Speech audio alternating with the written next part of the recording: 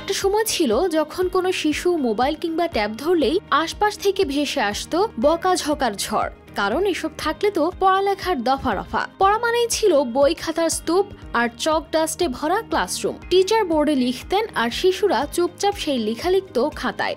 কিন্তু সময় বদলেছে। এই প্রাথমিক বিদ্যালয়ে দেখা গেল ভিন্ন দৃশ্য, যেখানে দ্বিতীয় শ্রেণীর ক্লাসে চলছে গাণিতিক সমাধান আর ভাষার অনুশীলন, কিন্তু বই খাতার বদলেই সেখানে শিশুদের সামনে খোলা কম্পিউটারের রঙিন স্ক্রিন। এমনকি সেখানে রয়েছে এক ডিজিটাল শিক্ষক এআই সফটওয়্যার, যেটি প্রতিটি ছাত্রের ধরন বুঝে সাজিয়ে দিচ্ছে সঠিক অনুশীলন। কেউ ধীরে শিখলে তাকে সময় দেওয়া হচ্ছে।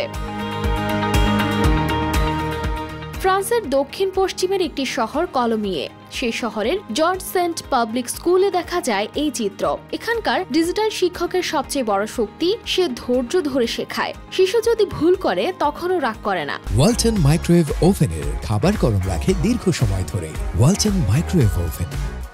বরং নরম স্বরে বলে আবার চেষ্টা করো, আর যখন সঠিক উত্তর মিলে তখন বাহবা দেয়, যা শিশুটির মুখে এনে দেয় বিজয়ের হাসি। শুধু খেলার ছলেই নয়, এই এআই সফটওয়্যার প্রতিটি ছাত্রের উন্নতির খুঁটিনাটি তথ্য তুলে দিচ্ছে শিক্ষকদের হাতে।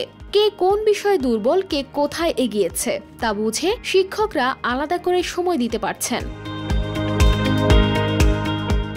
বিদ্যালয়ের শিক্ষকরা জানান, আগের চেয়ে বাচ্চারা এখন অনেক বেশি মনোযোগী। যারা আগে ক্লাসে চুপচাপ থাকতো তারা এখন খুশি মনে প্রশ্ন করছে, নিজের মতো করে উত্তর খুঁজছে। কারণ এখানে শেখাই নেই কোনো চাপ, আছে উৎসাহ, গেমের আনন্দ আর নিজের গতিতে শেখার স্বাধীনতা। তবে প্রযুক্তির এমন বিস্তার নিয়ে শঙ্কাও রয়েছে।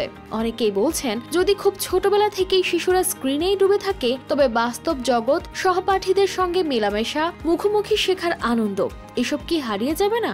এই প্রশ্নের জবাব হয়তো সময় দিবে। তবে এইটুকু বলা যায়, এই উদ্যোগ প্রমাণ করেছে প্রযুক্তি চাইলে শুধু সময় কাটানোর মাধ্যম নয়, বরং শেখার শক্তিশালী হাতিয়ারও হতে পারে।